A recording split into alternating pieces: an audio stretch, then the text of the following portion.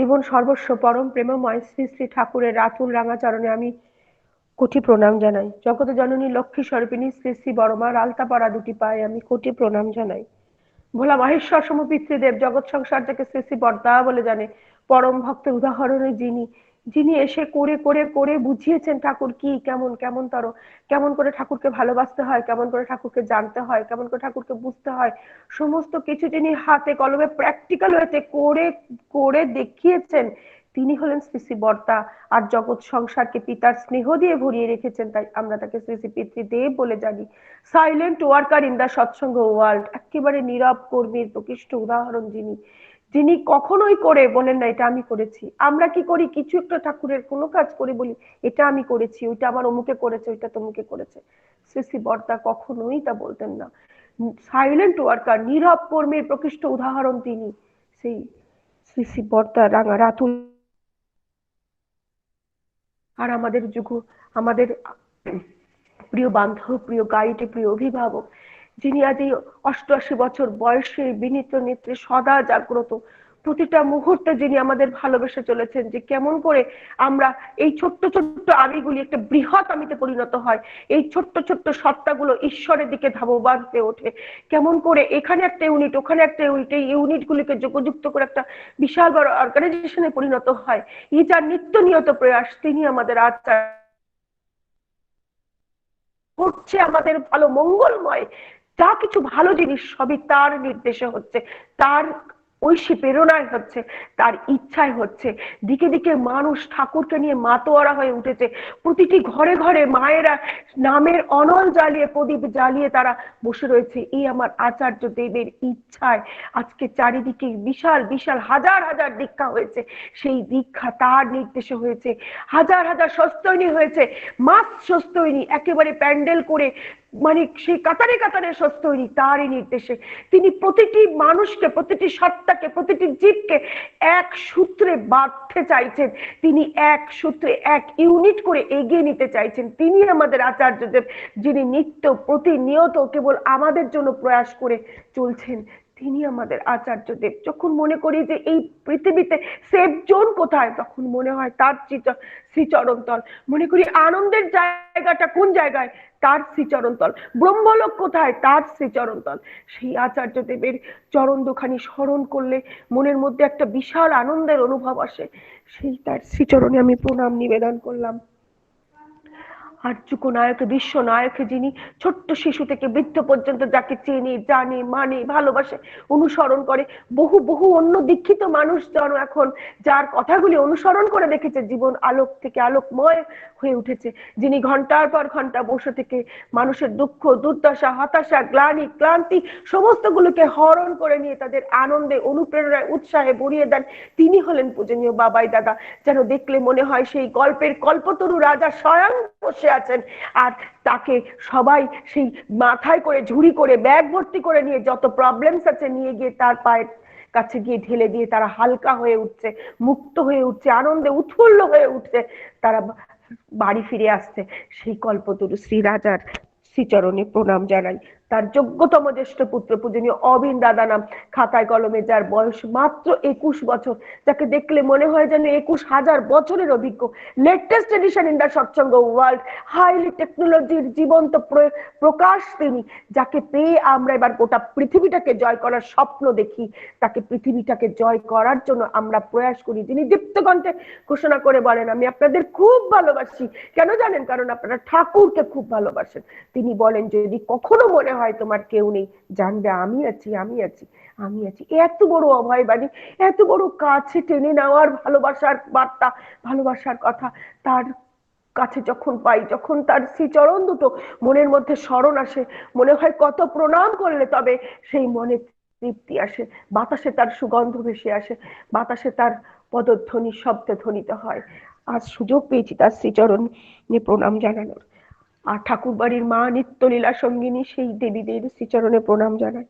আর আজকে এখানে যে যোগযুক্ত হয়ে আছেন যে সমস্ত ভক্তজন, সেই ভক্তজনের মনের মাঝে আমার ঠাকুরের অধিষ্ঠান, আমার ঠাকুর পরিবারের অধিষ্ঠান। সেই ভক্তজন যখন আসে তখন ঠাকুরের ভাব উদ্ভাসিত হয়। ঠিক যেমন নারায়ণ আসলে, ঠিক যেমন নারদ আসলে নারায়ণের ভাব উদ্ভব হয়, ঠিক তেমন সেই ভক্তজনের কাছ থেকে আমি ঠাকুরের সুগন্ধ পাই। সেই ভক্তজনদের আমি প্রণাম জানাই। শ্রী শ্রী ঠাকুরের কথা অমৃত গাথা, শ্রী শ্রী ঠাকুরের কথা জীবনের কথা, শ্রী শ্রী ঠাকুরের কথা হলো চির নিত্য সত্য কথা। তিনি ইউনিভার্সাল ট্রুথ, তিনি ইউনিভার্সাল ট্রুথ। চিরকালের হাজার হাজার কোটি বছর আগে মনে হয় যা ছিল, যা ঠাকুর ছিলেন তা আজও আছে, আবার হাজার হাজার কোটি বছর পরে তিনিই থাকবেন। আর এই রকম ভাবে এক এবং অদ্বিতীয় ভাবে তার সমস্ত কথাগুলো, তার সমস্ত বাণীগুলো, তার নির্দেশগুলো আমরা এভাবে মেনে চলে এগিয়ে যাব। আজকে মায়েরা কত সুন্দরভাবে সমস্ত কিছুকে উপস্থাপনা করেছেন, সেখানে শুনতে শুনতে মোহিত হয়ে যাই, ব্রেনটা ব্ল্যাঙ্ক হয়ে যায়।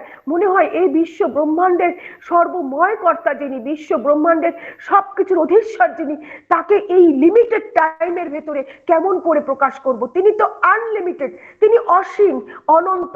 অসীম তুমি সসীম হয়ে সীমাতে লও স্থান, বৃত্তিভেদী টান হলে তাই দেখবে ভগবান। সেই বৃত্তিভেদী টান, সেই বৃত্তিভেদী টান যদি হতে পারে তবেই তাকে ভগবান বলে পাওয়া যায়। আর এই বৃত্তিভেদী ভেদ করে যে টান, এই যে বৃত্তি ভেদ না করতে পারাটাই আমাদের দুর্বলতা। That is the weak points of ours. আমাদের উইক পয়েন্টস কি, আমাদের দুর্বলতা কি, যার বিরুদ্ধে আমাদের প্রতি মুহূর্তে যুদ্ধ। আমরা দেখি মা দেবী দুর্গা মা তিনি যুদ্ধ করছেন কিসের বিরুদ্ধে, কার বিরুদ্ধে? অসুরের বিরুদ্ধে। অসুর কি? অসুর হচ্ছে সামেশন অফ নেগেটিভিটি, কিছু কিছু নেগেটিভ পয়েন্টস এর অ্যাডিশন, সামেশন হচ্ছে অসুর, সেই ক্যারেক্টার তিনি।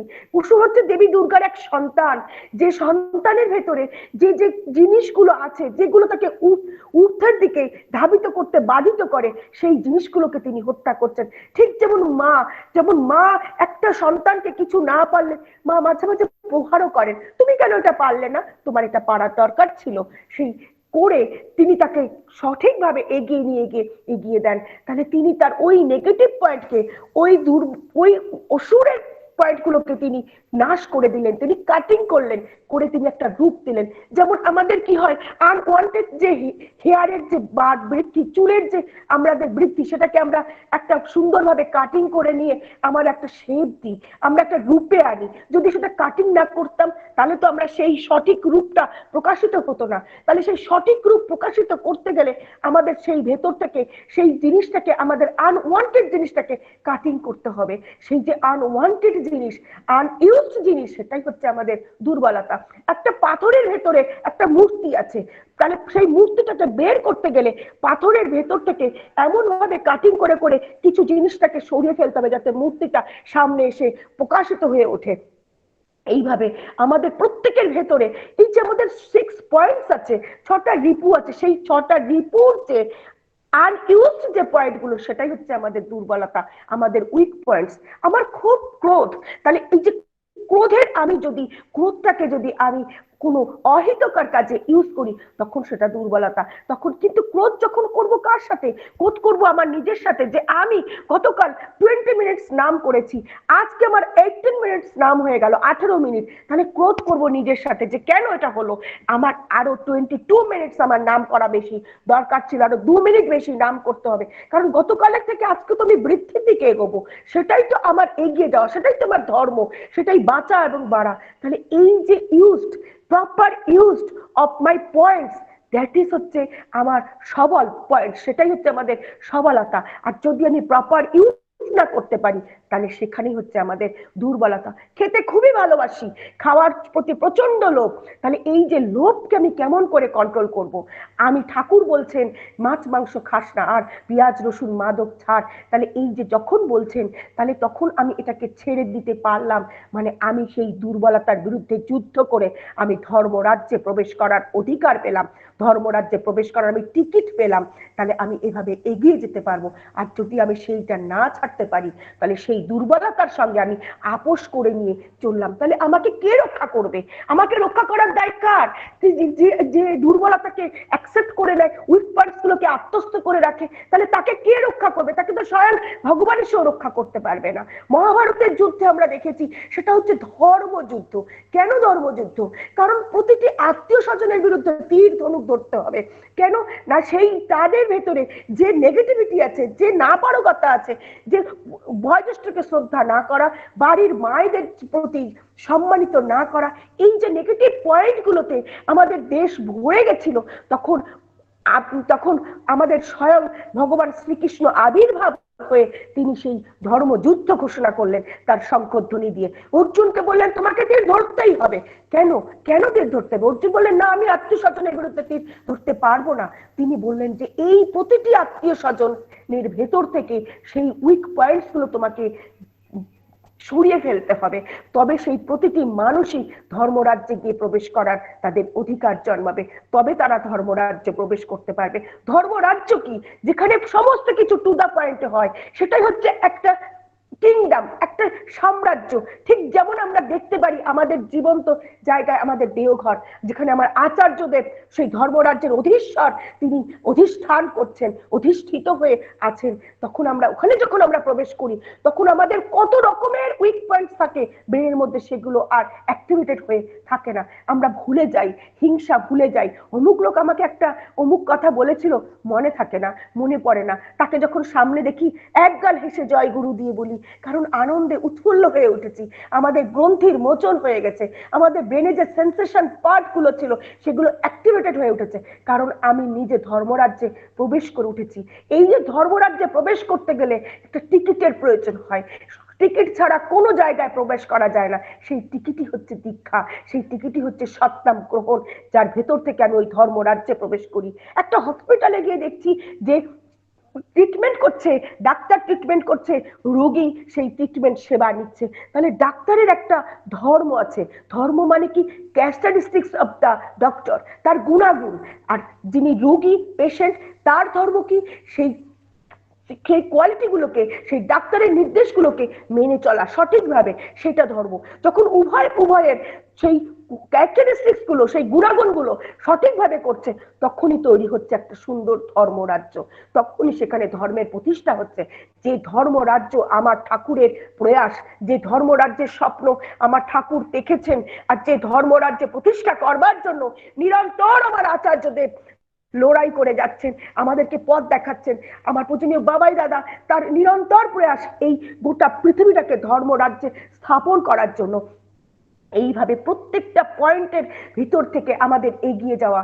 আচার্যদেব দাদা বলছেন যে আজকে একটু বৃষ্টি পড়ছে, আমি ভাবছি যে আজকে আর যাজনে যাব না, আমি আজকে আর বেরোবো না। তাহলে ওই বৃষ্টি তো হবেই, সে তো প্রকৃতির নিয়ম। কিন্তু আমার নিয়ম কি? যে আমাকে যাজনে বেরোতে হবে, আমাকে যাজনে যেতে হবে। তাহলে ওই যে ওটা দেখে আমি যদি পিছুবা হয়ে যাই, আমি যদি পিছনে আসি, আমি যদি ব্যাক ক্যালকুলেশন করতে থাকি, তখন সেটা আমার উইক পয়েন্টস, আমার দুর্বলতা। তাহলে এই যে দুর্বলতাটাকে আমি উঠিয়ে কাটবো কি করে? যে গতকাল আমি এই সময়ে যাজনে গেছিলাম, আমি আজকে তার থেকে একটু আগে যাব যাজনে, আমি আগে ঠাকুরের কাজে আমি ঝাঁপিয়ে পড়বো, আমি এগিয়ে যাব। তখন হবে আমাদের দুর্বলতার বিরুদ্ধে যুদ্ধ ঘোষণা করা। এই দুর্বলতার বিরুদ্ধে যুদ্ধ যখন আমি প্রতিটা মুহূর্তে ঘোষণা করতে পারবো, তখন আমি বীর হয়ে উঠতে পারবো। তখনই আমার সাহসী, তখনই আমার সাহস। আমি ভীষণ সাহসী। কিসের বিরুদ্ধে? কার সঙ্গে? আমার নিজের নেগেটিভ পয়েন্টের বিরুদ্ধে। আমি ভীষণ অকপট। অকপট কেন? যে আমি যা মনে চিন্তা করি আমি সেটাই করি। এই যে চিন্তা করার আগে আমার ব্রেনে সেটা আসবে, তখন ব্রেনে আসতে আমি কারোর সম্বন্ধে একটা মন্দ কথা বলবার আগে সেটা আমার ব্রেনে ভাবতে হবে, সেই ওয়ার্ডটা চিন্তা করতে হবে। তাহলে যেই আমি সেই ব্রেনে ওয়ার্ডটা ভাবলাম, তখন আমার ব্রেনটা কি হলো? ডার্ক হয়ে গেল, অন্ধকার হয়ে গেল। ঠাকুর বলছেন কি? ঠাকুর বলছেন তুমি সর্বপ্রথম মানে তুমি তো তার ভালোতে বাস করো, but you think the positive characteristics, positive qualities of that. তুমি তার জন্য ফার্স্ট তুমি তার পজিটিভ কথাটা ভাবো। যখন আমি তার জন্য পজিটিভ কথাটা ভাবছি, ভালোর কথা চিন্তা করছি, তাহলে হচ্ছেটা কি? লাভটা কার হচ্ছে? লাভটা তো আমার হচ্ছে। আমার ব্রেনটা সম্পূর্ণরূপে ভালো হয়ে পরিপূর্ণ হয়ে গেল। আই থিঙ্ক আমি চিন্তা করতে পারলাম ভালোটা, পজিটিভটা। আরে এই এই মা তো ভীষণ যাচন করেন, আরে এই মা তো ভীষণ ভাবে সংসারে সবাইকে সেবা দেন। তাহলে এই দাদা যে অকৃত্রিম ভাবে ঠাকুরকে নিয়ে চলেন, ভীষণ ভাবে ঠাকুরকে নিয়ে চলেন, এই যে পজিটিভ থিঙ্কিং, এই যে থিঙ্ক, যেটা পূজনীয় অবিন দাদা বলছেন সুদর্শন, भगवान श्री कृष्ण हाथे सुदर्शन चक्र, माने देखने का तरीका सच होना चाहिए, चिंता करा भीषण सच होना चाहिए। दैट इज द অকপট। সেই অকপট মানে কি? আমার চিন্তার সঙ্গে আমার থিঙ্কিং, আমার বলা, আমার করা যদি ম্যাচিং থাকে, তাহলে আমি সঠিক রাস্তাতেই এগোবো। বাট আমি চিন্তা করছি আমি সোনারপুর যাব, কিন্তু আমি যাদবপুর, আমি গোবিন্দপুরের দিকে হাঁটছি, তাহলে কি হচ্ছে? ক্রস হয়ে যাচ্ছে, দ্বন্দ্ববৃত্তি হয়ে যাচ্ছে, আমি এগোতে পারছি না, আমার চিন্তার সঙ্গে আমার বলা, আমার করা ম্যাচ করছে না, আমি এগোতে পারবো না। আমি চিন্তা করছি আমি এদিকে এগোবো, বাট আমি করছি উল্টো দিকে, তাহলে কি হবে? স্টাক পয়েন্ট হয়ে গেল, আমি অ্যাটাচ হয়ে গেলাম সেখানে, আমি সেখানে ব্লক হয়ে গেলাম, আমার এগোতে পারবো না। তা ঠাকুর বলছেন অকুপট হও, ফার্স্ট অকুপট। তোমার চিন্তার সঙ্গে তোমার বলা, তোমার ভাবা, এইগুলো যারা প্রত্যেকটা কোইনসাইড করে, সস্তয়নের মূল নীতি তাই এই অকুপট। তা না হলে বহু মানুষ আছে ভেজিটেরিয়ান, অনেক মানুষ আছে ভেজিটেরিয়ান, নিরামিষ ভোজী, কিন্তু তারা সস্তয়নী নয়, কারণ তাদের এই চিন্তা করার শক্তি, তাদের এই যে যা শুভ জিনিস মাথায় আসছে, সঙ্গে সঙ্গে সেটা করার প্রয়াস তাদের ভেতরে আসে না। সেই কারণে তারা সস্তনী ব্রতের যে যে সুফল তারা সেটা পায় না। নিরামিষাশী, নিরামিষ ভোজী হওয়া সত্ত্বেও তার নিরামিষ ভোজীটা ইম্পর্টেন্ট থিং, তার সাথে সাথে সঠিক জিনিস চিন্তা করা, যে চিন্তার ভাবনা, ভাবনাকে সঠিক করা, ব্রেনটাকে সঠিক করা, ব্রেনটাকে ক্লিন করা, ব্রেনটাকে অ্যাক্টিভেটেড করা, এটা হচ্ছে আমার এই সৎসঙ্গ ওয়ার্ল্ডের মূল এবং ওয়াল অ্যান্ড অনলি ভিশন, যে এক একটা মানুষকে দেবত্বে নিয়ে দেবত্বে পৌঁছে দেওয়া। সেই অকুপট হওয়া, সাহসী হওয়া, বীর হওয়া। তুমি কে? Who am I? আমি কে? আমি কে? আমি পরম পিতার সন্তান, আমি পরম পিতার সন্তান। Where you come from and where you go to? তুমি কোথা থেকে এসেছো? তুমি কোথায় যাবে? আমি পরম পিতার সন্তান, মাই ডেস্টিনেশন ইজ পরম পিতা, আমার যাওয়ার গন্তব্যটা হচ্ছে পরম পিতা। আমি তার সঙ্গে মিলিত হতে চাই, আমি তার কাছে যেতে চাই, আর আমি তার থেকে এসেছি। অনলি 30 সেকেন্ডস এর জন্য সাইলেন্ট হয়ে যায় এসব লোক, full silence, and close your eye. চোখ বন্ধ করে একবার নিজের ভেতরটা দেখি। মানে vision is the in heart, যে আমি কে, আমি কোথা থেকে এসেছি। আমি সেই একটা ছোট্ট অ্যাটম, ছোট্ট আত্মা, ছোট্ট অত্যন্ত সূক্ষ্ম একটা আত্মা, যে আত্মার সৃষ্টি হয়েছে আমার পরম পিতার থেকে, আমার ঈশ্বরের থেকে, বিশ্ব ব্রহ্মাণ্ডের অধীশ্বর থেকে। তার সমস্ত কোয়ালিটি, তার সমস্ত ক্যারেক্টারিস্টিক্স দিয়ে আমি তৈরি। আমার ভেতরে সেই সমস্ত গুণাগুণগুলিকে ফুটিয়ে তোলাটাই হচ্ছে আমার প্রয়াস, আমার সাধনা, আমার কাজ, আমার কর্তব্য, আমার মিশন, আমার ভিশন।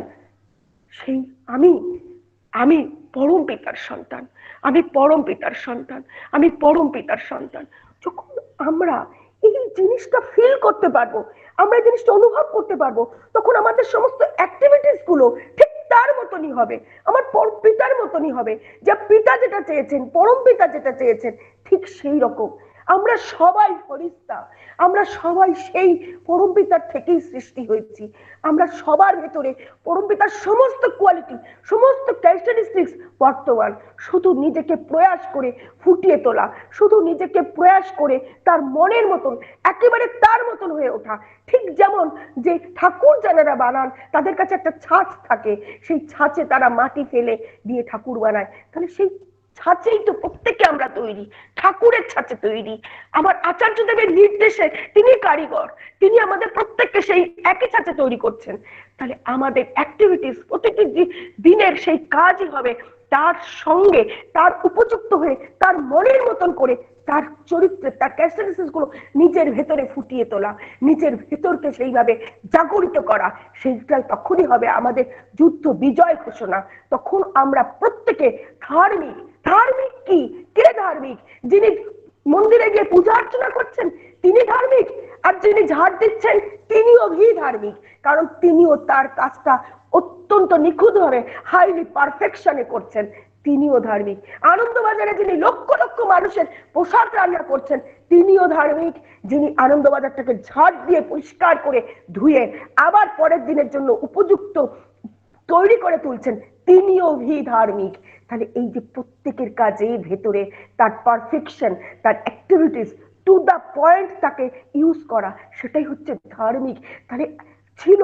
ভারত হচ্ছে 33 কোটি দেবতার বাস, 33 কোটি মিন, সেই 33 কোটি মানুষজন প্রত্যেকেই ধার্মিক, প্রত্যেকেই ভগবান। তাই ভারত 33 কোটি ভগবানের দেশ। আজ 130 কোটি ধার্মিকের দেশ হবে আমার ভারত, যখন এই 130 কোটি মানুষ ঠাকুরের সৎসঙ্গ জগতে এসে আশ্রয় গ্রহণ করে তার নির্দেশ মতো ভাবে মেনে এগিয়ে নিয়ে আমরা প্রত্যেককে নিয়ে এগিয়ে যেতে পারবো। বিশাল বড় ধর্ম রাজ্য প্রতিষ্ঠা হবে, যা আমার ঠাকুরের একান্ত প্রয়াস, যা আমার আচার্য দেবের নিরলস পরিশ্রমের প্রয়াস। সেই ধর্ম রাজ্য আমরা স্থাপনা করবই। আমাদের প্রতিটা মুহূর্তের দুর্বলতার বিরুদ্ধে আমরা যুদ্ধ ঘোষণা করে আমরা এগিয়ে যাব তার দিকে, একমাত্র তার দিকে। প্রতিটা মুহূর্তে আমরা সেই তার কথা চিন্তা করে নিজেকে সেট করে ফেলবো, নিজেকে সেট করব। সাধু আমি সেজেছি কার কারণে? কারণ আমি সাধু হব বলে, আমি সাধু হতে চাই, তাই আমি সাধু সেজেছি। তাহলে আমি সাজছি আমার বাইরের যে অবয়ব, তার সাথে সাথে আবার ব্রেনের অবয়ব, আমার অন্তরাত্মা সেট হয়ে যায়। যেমন পুলিশের ড্রেস পরলে পুলিশ অ্যাক্টিভ হয়ে গেল যে now I am a police, নার্সের ড্রেস বললেন নার্স অ্যাক্টিভ হয়ে গেল যে now now I am a nurse. যখন ঠাকুরের ধুতি পাঞ্জাবি পরে একজন ঋত্বিক দাদা সেই ধুতি পাঞ্জাবি পরে পাঞ্জা হাতে নিলেন, তখন তিনি সেট হয়ে গেলেন আমি এখন ঋত্বিক দেবতা। এই যে সাধু সাজা, সাধু হবার জন্য সাধু সাজা, এটা হচ্ছে আমাদের চরমতম প্রয়াস। আমরা প্রত্যেকেই সাধু সাজবো সাধু হবার জন্য, আমরা প্রত্যেকে সাধু হয়ে ওঠার চেষ্টা করব। কারণ এই সাধুতাই হবে আমার সেই 33 কোটি দেবতার ভারতকে 133 কোটি দেবতার ভারতের সাম্রাজ্যের মধ্যে আনার জন্য। সূর্যের আলোকে দেখতে গেলে সূর্যের আলোর ভেতরেই যেতে হবে, সূর্যের আলোকে ক্যাচ করতে গেলে একটা সোলার প্লেট করতে হবে। সোলার প্লেটটা যত বড় তত বেশি সূর্যের আলো অ্যাক্টিভ হয়। ঠাকুরের দয়া অফুরন্ত হয়ে বিছিয়ে আছে সারা জায়গায়। নিজের সেই দয়াটাকে ধরবার জন্য সেই পাত্রটাকে যত বড় করতে পারবো তত তার দয়া আমি ধরতে পারবো। তাহলে নিজে সেই ঠাকুরের দয়া ধরার পাত্রটাকে বিশাল বড় বিস্তৃতের মধ্যে এগিয়ে যাব। আর তখনই তার দয়াকে ধরে নিয়ে সেই দয়ার থেকে আমি এনার্জি নিয়ে আমি নিজেকে অ্যাক্টিভ করে নিয়ে এগিয়ে চলতে পারবো সেই পরম সত্যের দিকে, পরম ঐশ্বর্যের দিকে, পরম ঈশ্বরত্বের দিকে, যা আমাদের মূর্ত প্রকাশ, যা আমাদের প্রতিটা মুহূর্তে প্রয়াস। প্রতিটি মা হয়ে উঠুক সেই ধরিত্রী, যে ধরিত্রীর বুকে সমস্ত জগৎ রয়েছে, সমস্ত জগৎকে ধারণ করে রয়েছে। প্রতিটি মা হয়ে উঠুক সেই দেবী দুর্গা, যে দেবী দুর্গার আসনে একটা সাপও পূজিত হচ্ছে, তার সঙ্গে ময়ূরও পূজিত হচ্ছে, ইঁদুর পূজিত হচ্ছে, শিয়াল পূজিত হচ্ছে। প্রত্যেকের সঙ্গে খাদক সম্পর্ক, বাট কিন্তু আমার দেবী দুর্গা আছেন বলে তারা সবাই একই ডায়াসে পূজিত। এই যে পূজিত হচ্ছে তার মানে এনভায়রনমেন্টালটাকে আমরা, টোটাল এনভায়রনমেন্টের ইকোসিস্টেমকে আমরা পূজা করি, আমরা শ্রদ্ধা করি, আমরা সেখানে মাথা নত করি। প্রতিটি মাই হচ্ছে দেবী দুর্গার সেই 51 পীঠের একটি পীঠের প্রকাশ। সেই দেবী দুর্গা যিনি প্রতিটা মুহূর্তে অসুর নামক দুর্বলতাগুলিকে, অসুর নামক উইকপয়েন্টস গুলোকে নিধন করে তিনি আমাদের সুন্দর রাজ্য দিচ্ছেন, যে রাজ্যে আমরা বলি ধর্মরাজ্য, যে রাজ্যে প্রবেশ করার জন্য আমার শ্রী শ্রী ঠাকুরের দীক্ষা নেওয়ার একান্ত প্রয়োজন। আর সেই ধর্মরাজ্যের অধীশ্বর হয়ে আছেন যিনি আচার্যদেব, যাকে দর্শন করলে, যার কথা স্মরণ করলে, যাকে অনুসরণ করলে যা থাকুক তোমার কাছে আনওয়ান্টেড যা কিছু সব তিনি কাটিং করে এমন একটা মূর্তি দেবেন, এমন একটা রূপ দেবে, যে রূপ দেখে, যে মূর্তি দেখে মানুষের মাথা নত হবে, মানুষ বুঝবে যে ঈশ্বরত্বের প্রকাশ কোথায়, ঈশ্বরত্ব কোথায় অধিষ্ঠান করেছে। সেই ঈশ্বরত্বের দিকে আমাদের লক্ষ্য, সেই ঈশ্বরত্ব আমাদের প্রয়াস, যা পেতে গেলে আমাদের আচার্য অনুসরণ করে আচার্য দেব ভব, আচার্য নম ভব। আমার সমস্ত বলা কথাগুলি আমার আচার্য দেবের শ্রীপদ পদ্মে লুণ্ঠিত হলো। জয় গুরু।